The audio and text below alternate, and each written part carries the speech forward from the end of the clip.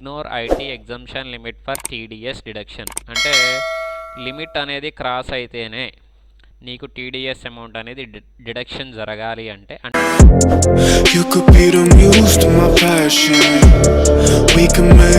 Years last వీడియోలో ఇన్వెంటరీకి రిలేటెడ్గా మనం ఒక ఎగ్జాంపుల్ చెప్పుకున్నాం. ఏంటా ఎగ్జాంపుల్ అంటే ఒక గోడౌన్లో ఉన్న స్టాక్ని ఇంకో గోడౌన్కి కానీ, అంటే అనదర్ గోడౌన్కి కానీ, వన్ లొకేషన్లో ఉన్న స్టాక్ని అనదర్ లొకేషన్కి కానీ ట్రాన్స్ఫర్ అనేది ఎలా చేస్తారు అనేది లాస్ట్ వీడియోలో ఎక్స్ప్లెయిన్ చేశాను.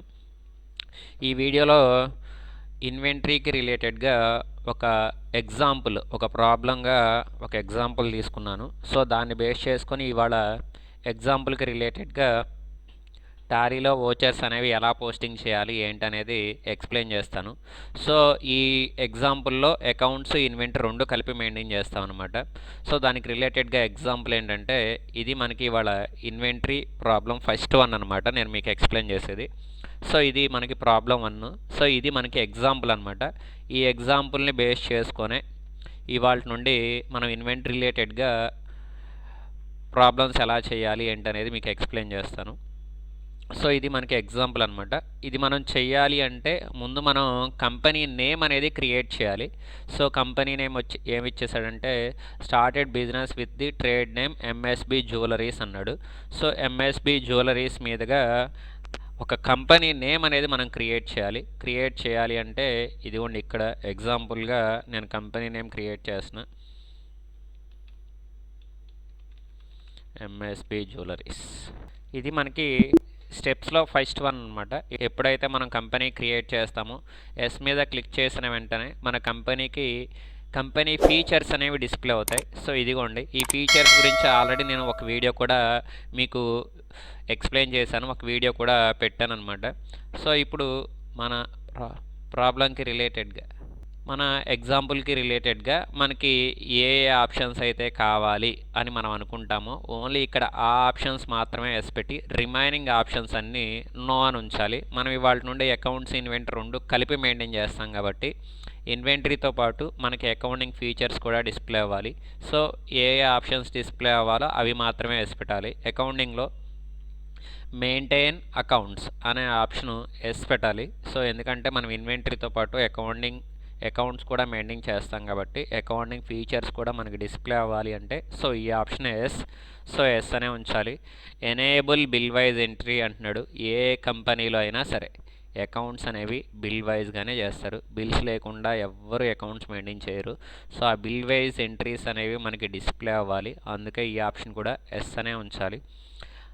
కాస్ట్ సెంటర్స్ కానీ ఇంట్రెస్ట్ క్యాలిక్యులేషన్ కానీ మనకి ఏం చెప్పలేదు, ఈ ఆప్షన్ నో అనే ఉంచాలి.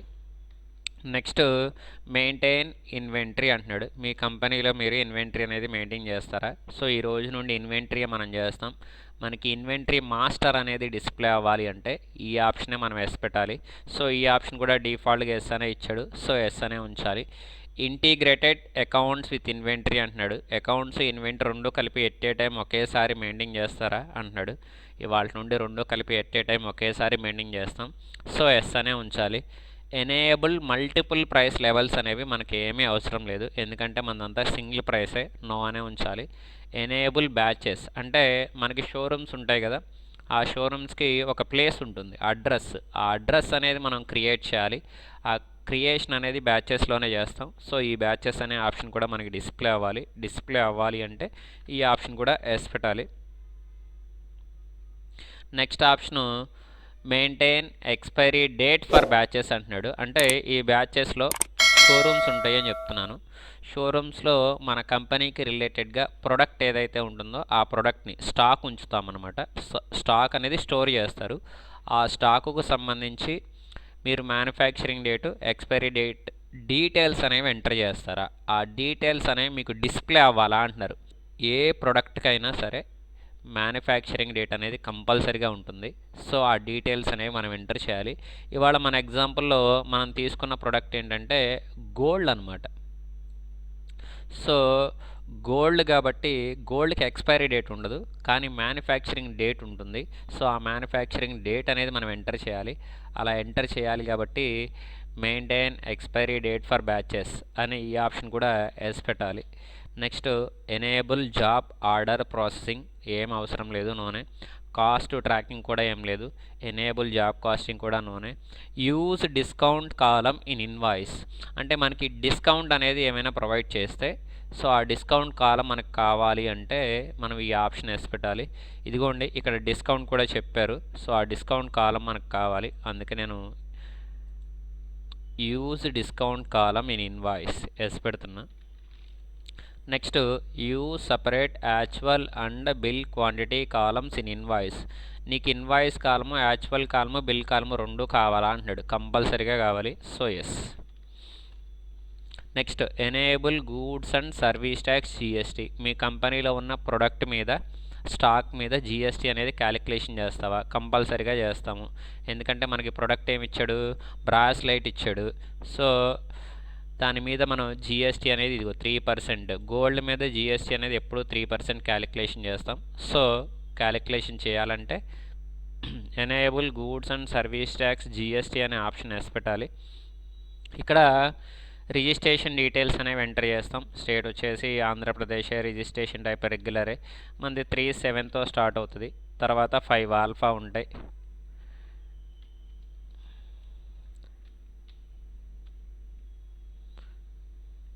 ఫోర్ న్యూమరికల్ ఉంటాయి, 1 alpha, 1 numerical, 14th digit, 15th one alpha numerical ఉంటుంది.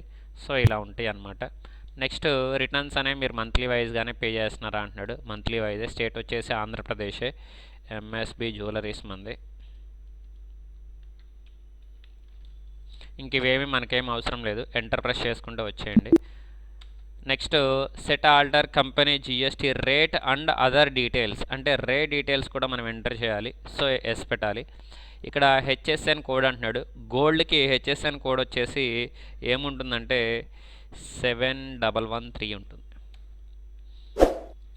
యాజ్ ఏ జ్యువెలరీ ట్యాక్సిబిలిటీలో ట్యాక్సిబుల్ 3% క్యాలిక్యులేషన్ ఉంటుంది, సెంట్రల్కి స్టేట్కి డివైడ్ అవుతుంది. వాల్యూ సెస్ అనేది ఏముండదు, 0%. అప్లికబుల్ ఫర్ రివర్ ఛార్జెస్ కూడా నూనె, eligible for input tax credit కూడా నూనె. ఇవేమీ మనం చేంజ్ చేయాల్సిన అవసరం లేదు, ఎంటర్ ప్రెస్ చేసుకుంటూ వస్తే సరిపోద్ది. ఇక్కడతో జిఎస్టీ డీటెయిల్స్ అయిపోయినాయి. నెక్స్ట్ మనకి ఎగ్జాంపుల్లో ట్రాన్సాక్షన్ నెంబర్ 10 చూడాలి. ట్రాన్సాక్షన్ నెంబర్ 10 అనమాట. ఏంటి 10 అంటే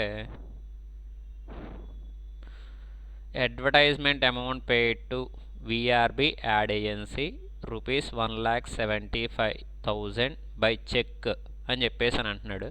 అంటే మనం అడ్వర్టైజ్మెంట్ అమౌంట్ అనేది పే చేస్తున్నామంట విఆర్బి యాడ్ ఏజెన్సీ వాళ్ళకి 1,75,000.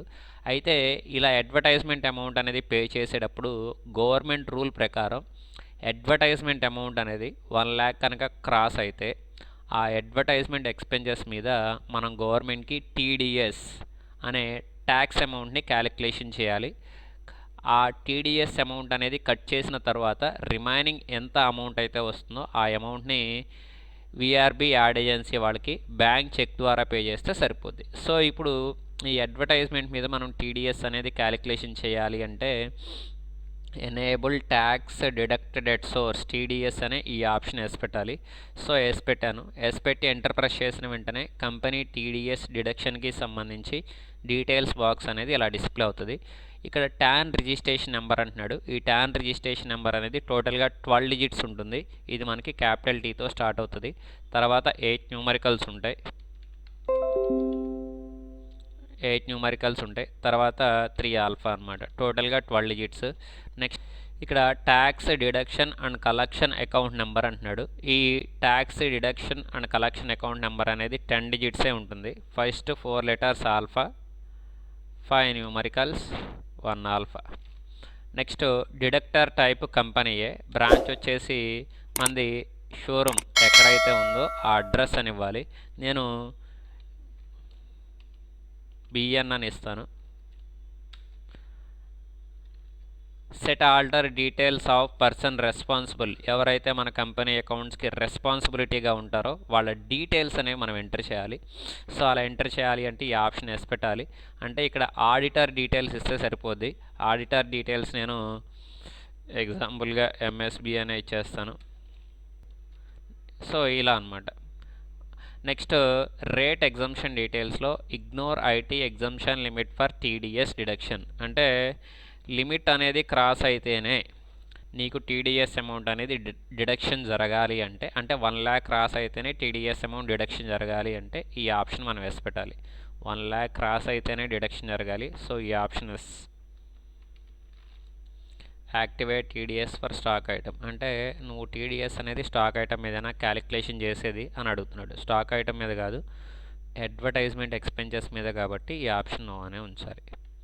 సో ఇలా మనకి ఎగ్జాంపుల్ అంటే ప్రాబ్లం చేయడానికి ఇక్కడ ఏ ఆప్షన్స్ అయితే కావాలి అని అనుకుంటున్నామో ఆ ఆప్షన్స్ అన్నీ ఎస్ పెట్టి రిమైనింగ్ ఆప్షన్స్ అన్నీ నో ఉంచి సేవ్ చేసేయడం.